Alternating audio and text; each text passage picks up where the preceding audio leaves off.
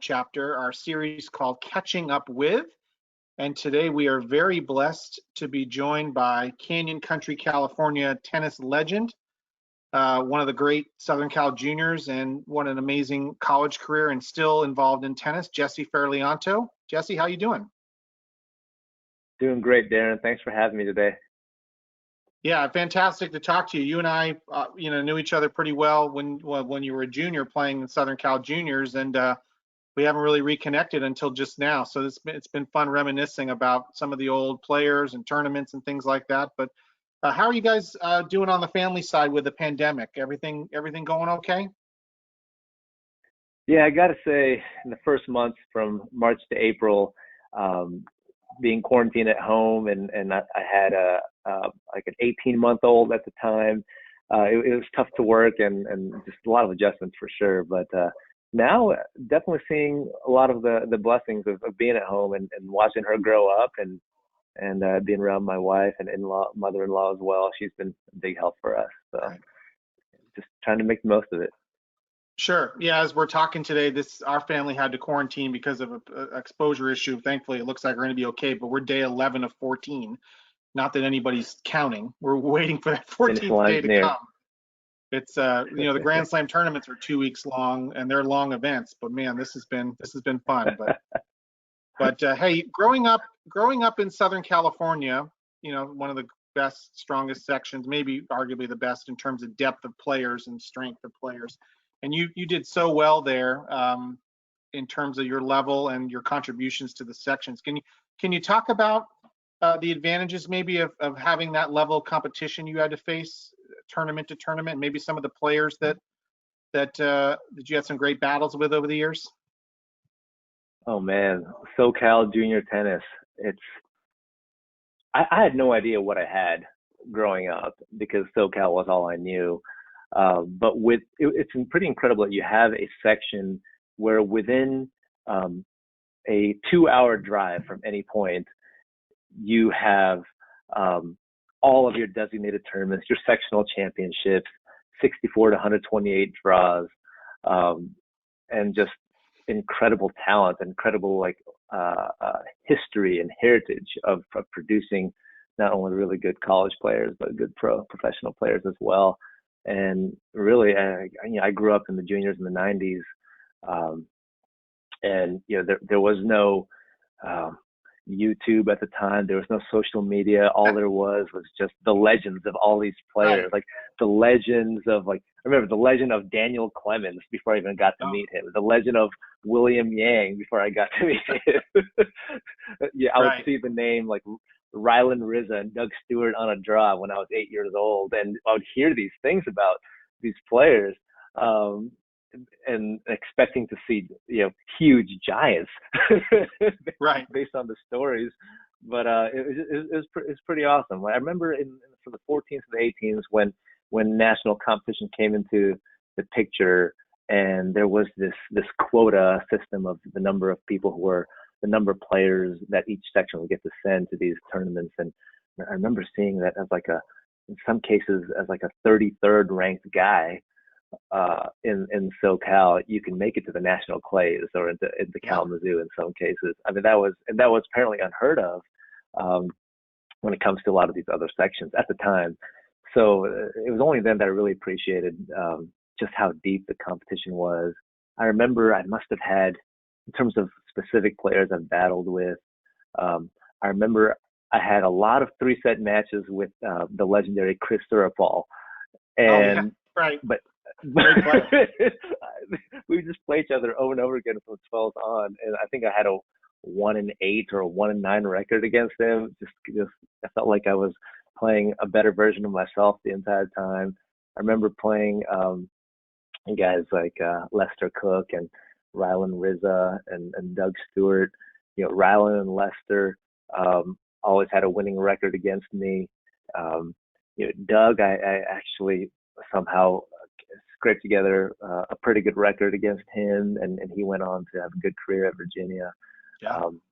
Practice partner wise, that's the other thing. I remember, I grew up in Canyon Country, but had to drive down to San Fernando Valley for my tennis lessons with the late Bill McLean. down at the Oh Warner yeah, Center, LA Coach Fitness Phil. Club Yeah. in Woodland Hills. And we would have, Prakash Amatraj, Steven Amatraj. We'd have, Jason Wynn, James Maxino, just a bunch of people in the same little junior clinics playing on the 7th floor of the parking deck of the Warner Yeah. Center. And we'd be scheduling practice matches multiple times a week, and just didn't realize how good that practice was leading into the weekend tournaments. Because that's just, we just had a lot of good players And around, and I Jessica was really grateful for that. Nguyen could beat all of you probably, right? Or at least Yeah, she I said remember she could. Jessica. she broke the 4-foot mark. I think after I graduated, but like Right. apparently it just went nuts, just playing with all the guys and getting really good. Well, Warner It was Center, awesome. but Warner Center is a very unique club. Those of you who probably don't know Southern Cal. There used to be a stadium court down by the whatever that restaurant was, and it's escaping my memory now. Cheesecake Factory. Cheesecake Factory. Yeah. Yeah, and then the courts were 7 floors up. And so, they used to have a pretty big college event there in the fall, and you would be just pray to God that you'd be put on the stadium because one day the elevator broke at this event, and it was a tough Oh day for wow. the players going up and down the stairs. And then Annette Buck used to run a big wheelchair tournament there, and one day the elevator broke, and that of course was not good news for Oh that event. geez. And you wouldn't believe the fire department. I mean, the response time was very fast on that call.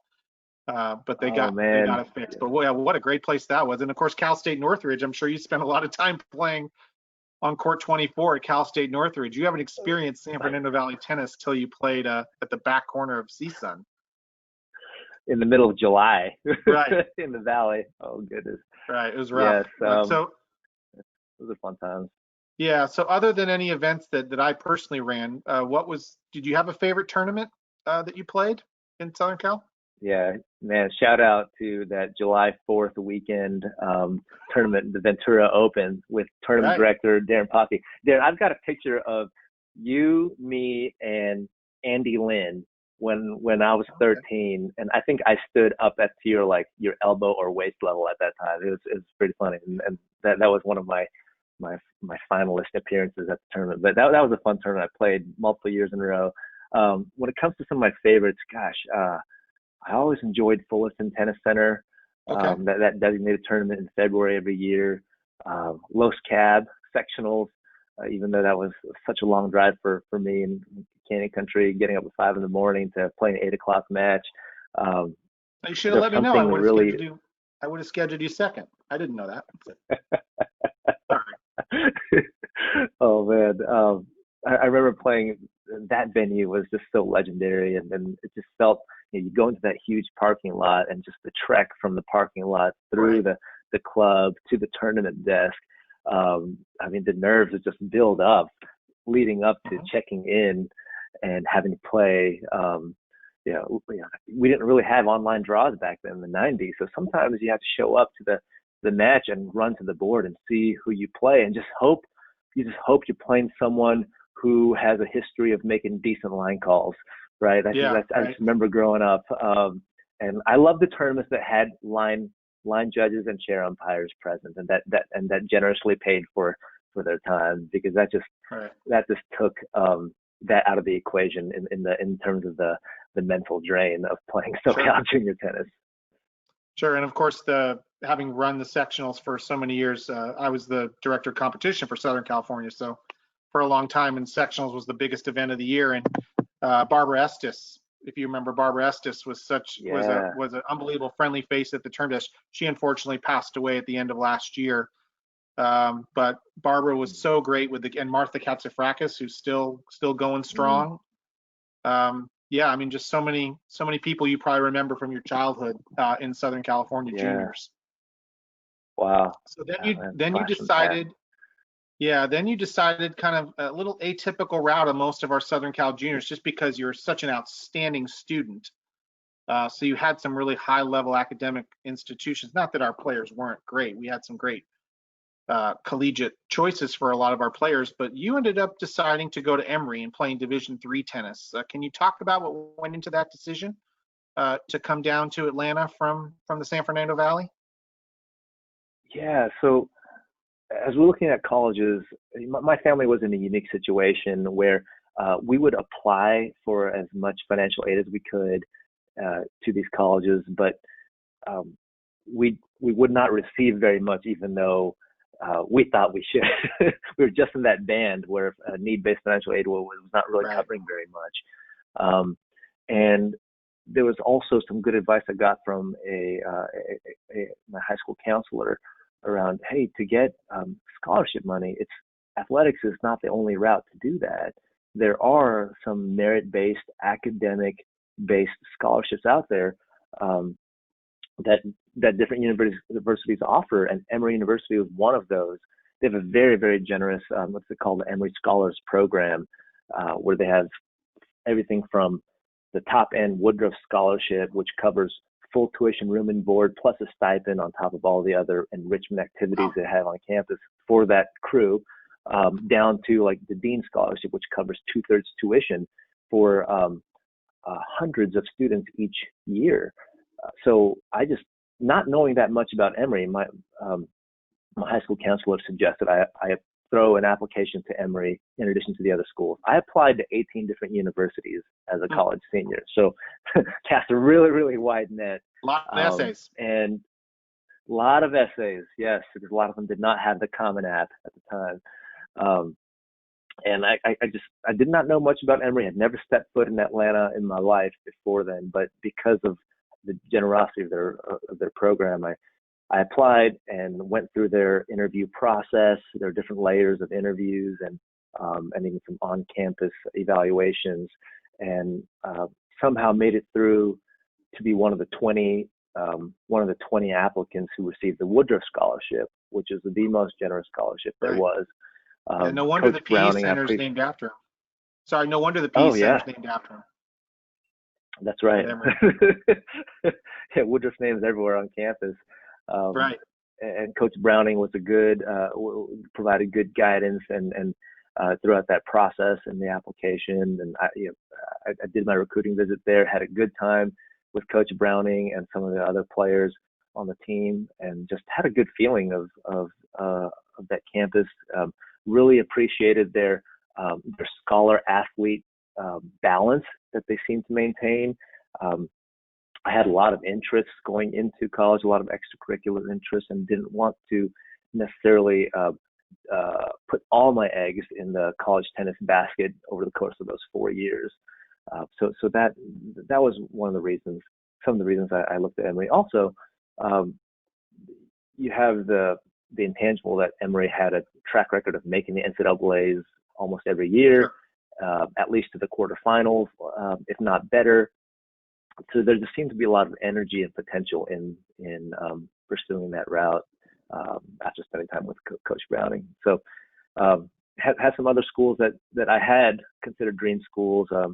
Got accepted to Yale and Duke and a few others, but all things considered, Emory was just the right package of all benefits that I had. Yeah, and Coach John Browning, who's still at Emory, still the defending national champions, because we didn't have a championship last year, so we're still going to call them the defending men's Division III champions. Won a bunch. That was kind of early in his career at Emory. You might not know, he actually came from Pomona Pitzer. Yes, I remember. He was at Pomona Pitzer, and then kind of the Bob Hansen coaching tree a little bit, and then went to Emory. So what was it like to play for Coach Browning in kind of his infancy at Emory? Because he's done an amazing job. Just the consistency of that program, constantly being right there at the end every single year. Yeah, looking back, not only from those 4 years, but I've kept in touch with Coach Browning since my graduation, and I've actually he keeps inviting me back to practice with the guys every spring, and just get some good doubles reps in, and then give them some different opponents to play against. So I've gotten to know and develop a great relationship with Coach over the years. Playing for Coach was very unique. I really appreciate his style, and there's a lot of wisdom in his approach. He has a very long-term view with how he looks at each season, at each class of players, the perspective he gives us when it comes to building and developing your game to peak at the right time. He doesn't sweat the small stuff. He gives us a lot of space to develop and learn and to discover our potential as independently as possible. I was one of those players who appreciated some space to think and to be methodical, and didn't necessarily need or want that much input all the time. And he was very intuitive in recognizing the different needs of his players.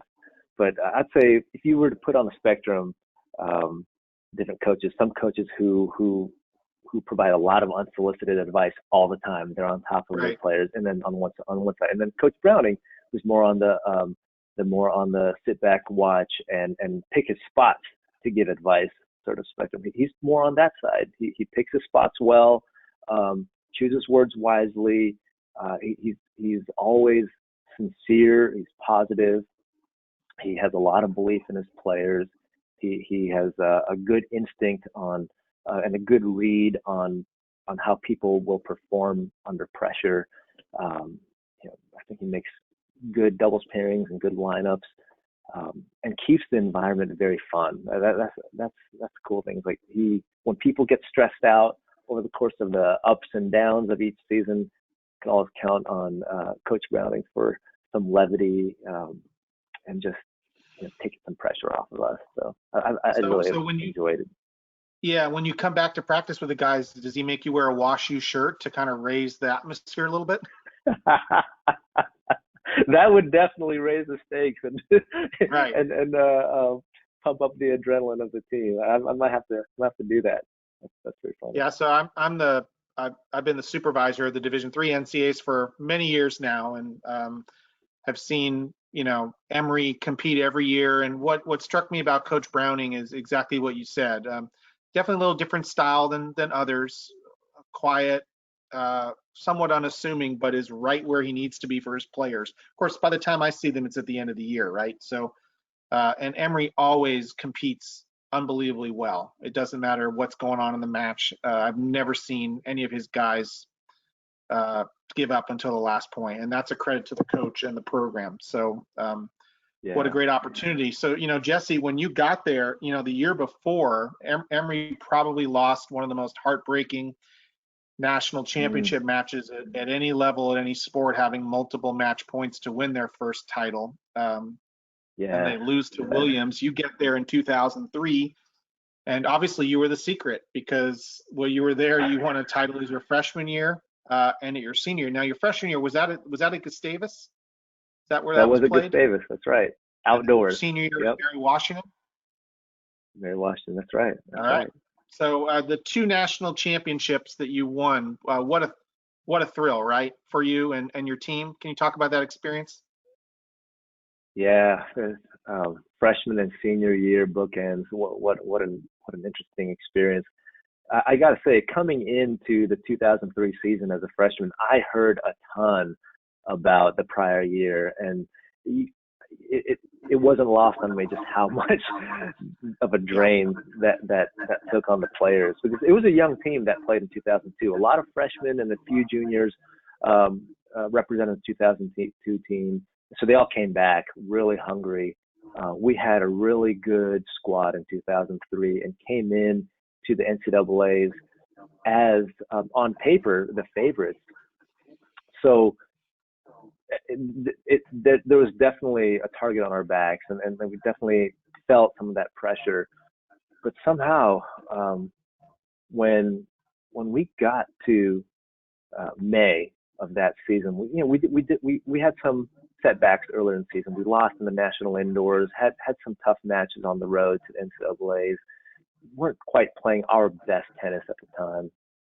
I was out personally for about a month and a half, just with some injury and had the flu for a while. So I missed the UAA championships, and honestly, it wasn't even clear whether I would be fit enough or in competitive mode enough to play for the NCAAs in May, and I had to play some challenge matches to get there, get my spot back in that season. Sure. But So I jumped in and made the lineup last minute in the midnight hour. And, we in the quarterfinals, we played Trinity of Texas, had a pretty straightforward match there. I believe in the semis, we played Middlebury, and they were a pretty young program as well. We did not know what to expect, but they came out pretty tough. And I don't think we won that. And they won the next year, my sophomore year. Yeah. So we were thrilled to get through that match. And in the final against Williams, man, I remember it was a midday, earlier morning match. Windy. And Gustavus. windy in Gustavus, about 55 degrees. Right. Summertime. Summertime. That's right. St. Peter, Minnesota. Yeah. The best 60 days of the year before you go back to some cold weather. But yeah, I remember just everyone. I just remember a sense of calm in the team going to that match. The team had matured a lot. They had learned to not come into any match with any entitlement, to respect every opponent, and to honestly realize that just every single point mattered. And there was just nothing we could take for granted at this level. No matter who was on the other side or how their record was on paper, we knew we had to earn it this time, especially learning from the previous year. They had a good squad. They had the Murray brothers. At line 6, they had Scott McKenzie or Lex Urban, two guys who had locked down that 6th spot. Yeah, remember him. I think they had some solid doubles, and we had some tough matches earlier in that year, like losing the doubles point, having to come back and win 4 of the 6 singles matches. And I think that day, I believe Tyson Ramsey and I clinched the doubles point for us to go up 1-0. Played against Lex and now that you remember. John Haywood. Yeah, John Haywood now and that you Lex. Remember. Let's go back on ESPN and look at the archives. I'm sure it's there. So that, I think that was a big boost in momentum. And then here I was at line 6, the only year I played line 6. I jumped in a match, and instead of Lex Urban, they made a last-minute switch for the finals. They put in Northern California legend Scott McKenzie jumped in, and he had a great career at Williams after that. And I remember losing to him the prior year at some national open tournament, pretty badly, and just coming in man, line 6, Scott McKenzie, this is going to be a tough one. That's why the switch. I think it's the last minute switch, right? And just somehow things clicked. I won that match in straight sets, and then we got a couple other lines, and I think we were up 3-2 or something like that. And our senior Brad Jaffe, who was in a clinching position in the prior year, played lights out, absolute lights out, against Jeff Kivitz at line 3, and when he won that match point off a backhand cross-court winner, we stormed the court, and it was just so much relief, Darren, knowing how much pain the guys had been through the year before. So that was a blast. Yeah, and then you win it again in 2006. I believe you beat Middlebury, and that was a great championship. What a great way to finish your college career. Oh, yeah. And the funny thing, in 2006, it was a young team. Patrick Redmond and I were the 2 seniors, and I think we had 4 freshmen, or 4 freshmen plus Yoji Masuoka. 3 freshmen, Yoji Masuoka, rounding up the rest of the lineup. And we came in as a 3 or 4 seed. We lost in the national indoors earlier that year, and really didn't know what to expect. We knew we were in the conversation to compete with any team out there, but didn't have any real expectations going into it, except just taking one match at a time. We played Williams in the quarters that year, beat them, or I believe it was in the semis. Williams semis and the Middlebury in the finals. And that was it was awesome to see Patrick Redmond clinch it that year. Him, Michael Goodwin, Yoji Masuoka, and Michael Kaufman won the singles matches to give us that 4 points we needed, because we lost a doubles point in that final round.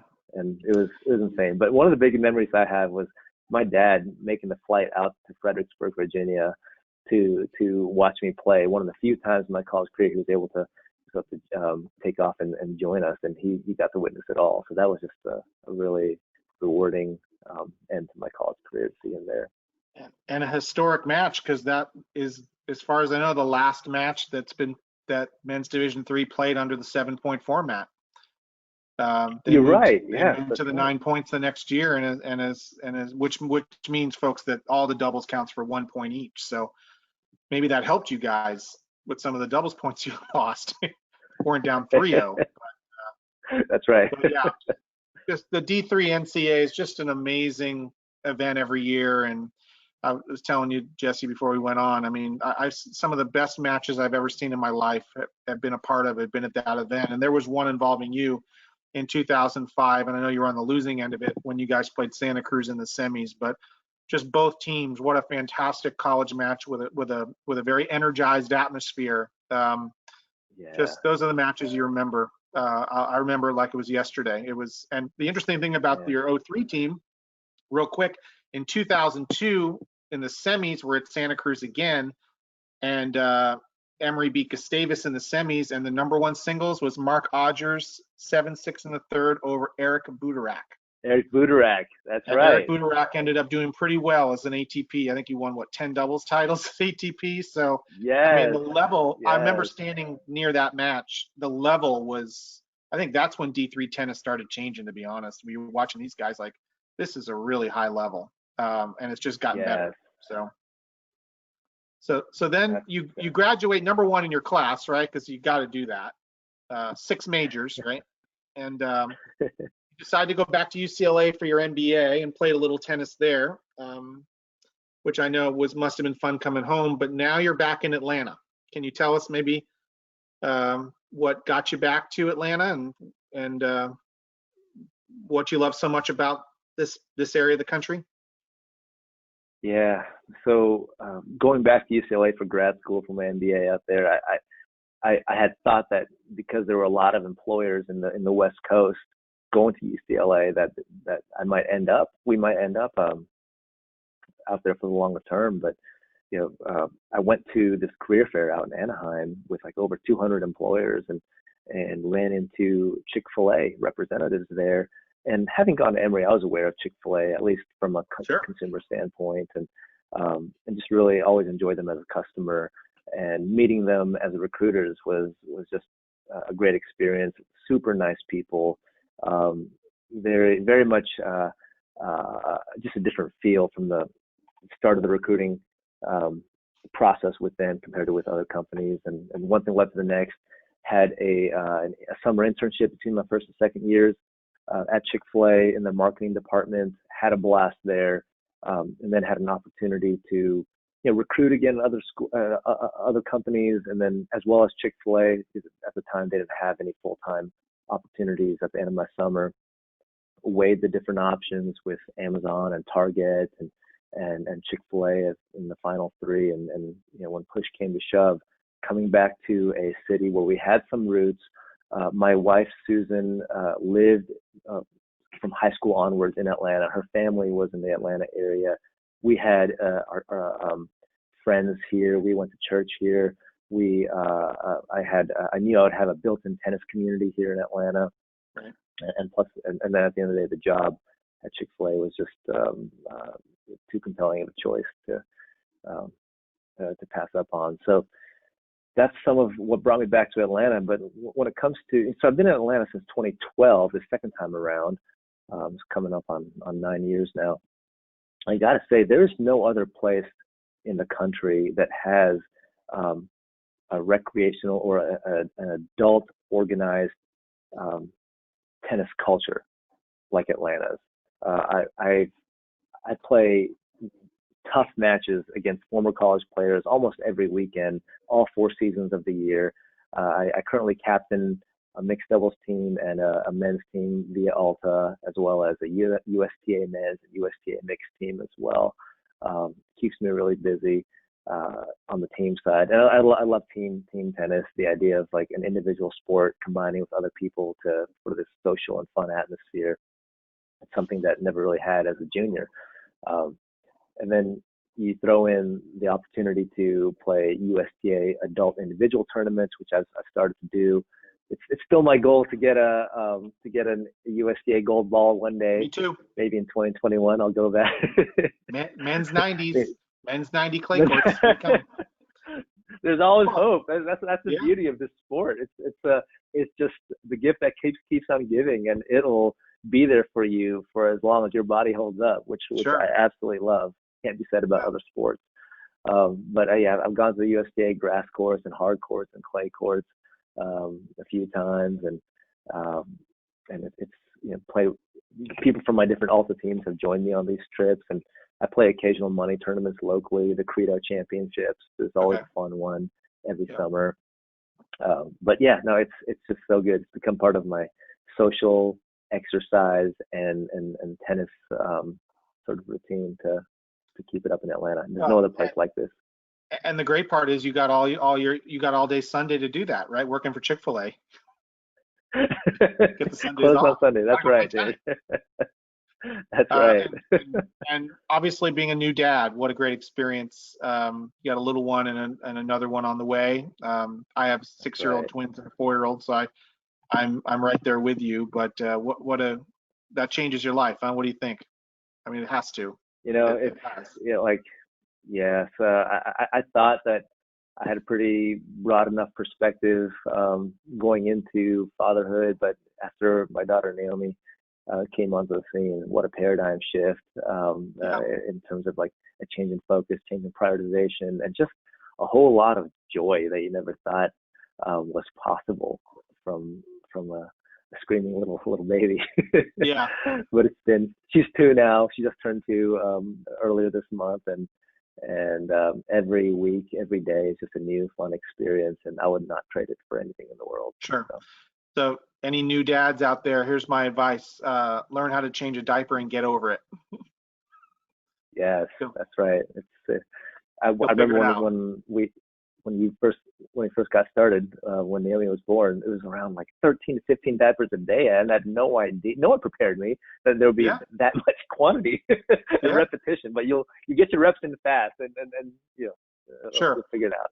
And knowing you, I'm sure by her 5th day, you had already run a systematic analysis digitally as to what was the best brand to use for a cost analysis. I'm guessing that maybe you took a week after, but I'm sure you had that done by then. Man, at that point, I never felt so uninformed in my life and unprepared in my life. So I try to consume as much literature as possible on the topic, and realize that even then you're never really prepared. So it's a very humbling experience. Yeah. So Jesse, one last thing here. So the one of the goals of the Alumni Network, and hopefully at some point we'll be able to have some events in person. We're hoping for that. Hopefully next year. Is really to connect a lot of our tennis alums in Atlanta, network, maybe help them out when they need help, job market, advice, whatever. As a successful alum of college tennis, what would be your message to any of the alumni out there, maybe that are just graduating college? What would you say to them? Yeah, it's an interesting shift going from high level competitive college tennis to joining a recreational tennis family subculture, if you will, or community, if you will, in Atlanta. I think it's important to remember that Atlanta tennis subculture, it's as big as it is, it's also pretty small. You can see the same people over and over again in these leagues. So it's important to just keep that in mind as you're transitioning from this uber competitive mindset in college to playing post-college. It's just a change. It's just a different objective. It's you got to manage your expectations of your level and try to keep it in perspective. This is a lifelong sport. It's you're not going to remember so much of how well you play in these Alta matches. You're going to remember the relationships you make, the friends you meet, the memories you enjoy together, the really cool people that you connect with over time.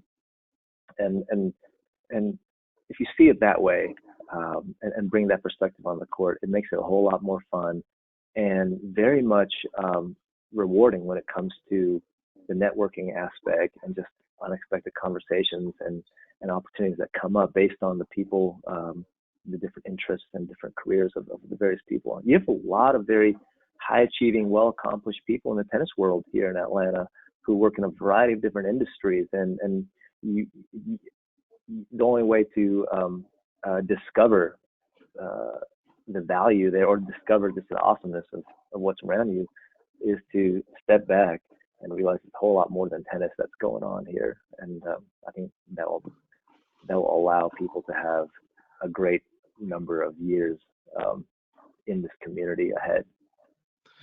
Yeah, and on behalf of all the alums, Jesse, we want to thank you for that 20% discount to Chick-fil-A on November 31st that you've offered. So we really appreciate that. But boy, this has been fun. You know, Jesse, I can honestly tell you I'm a better person because you and I have crossed paths over the years.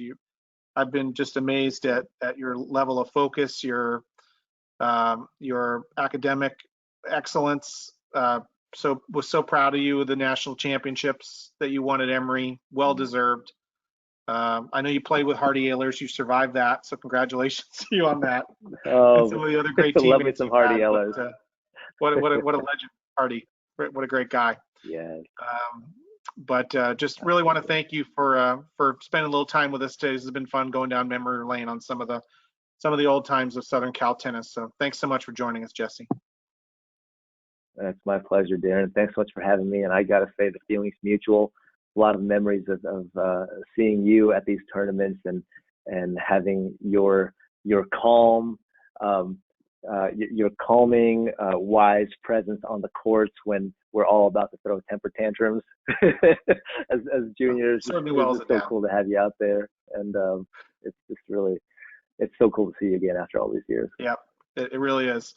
Okay, folks, that's class of 2006, two-time NCAA team champion from Emory University, Jesse Ferlianto, on today's Catching Up With episode. We hope you enjoy that episode. Look for our next one shortly. Thanks for watching.